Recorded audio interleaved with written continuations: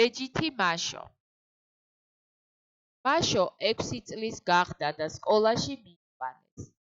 ეს დღე მას არასოდეს დაავიწყდება. გაიცნო თანაკლასელები, მასწავლებელი და ლამაზად მორთულ კლასში გულისფანცქალით შევიდა. რა კარგია, ახლა ამბას შევისწავლი და მერე მე თვითონ წავიკითხავ ჩემს საყვარელ წიგნებს. ფიქრობდა მაშო. ბეჯითობდა მაშო. სწავლა არ ეზარებოდა.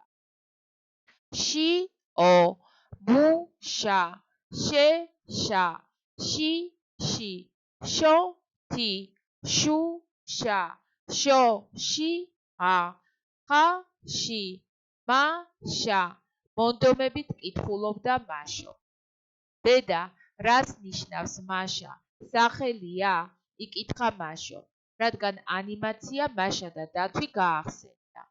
არა, შენს სახელმძღვანელოში მაშა ორად მოკეცილი ხის ან ლითონის იარაღია ნაკვერჩხლის ასაღებად, უპასუხა დედა.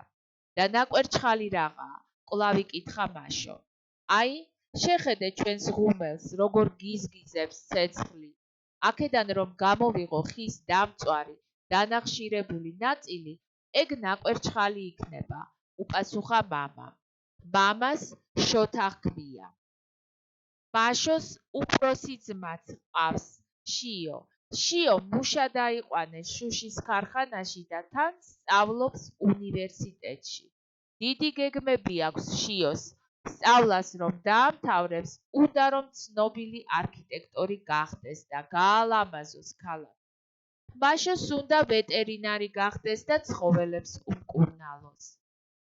შარშან გაზაფხულზე შოშიის ბარტყები გამოყვება. ალბათ იცით, შოშია მგალობელი ფრინველია. გაზაფხულობით მოფრინდება და გალობით ატკბობს არემარე. 4-5 კვერცხს სდებს დედალი შოშია და 2-3 კვირაში პატარა შოშიებიც იჩეკებიან. გალობით ატკბობენ იქაურობას. შოშიებმა მაშოს სახურავზე გაიკეთეს ბუდე და ბარტყებიც გამოჩეკეს. მაგრამ 2 კვირის შემდეგ დედა შოშია აღარ დაბრუნდა. წიოდნენ ბარტყები. მაშო მთელი სახლი ააწრიალა. უნდა უშველოთ ბარტყებსო.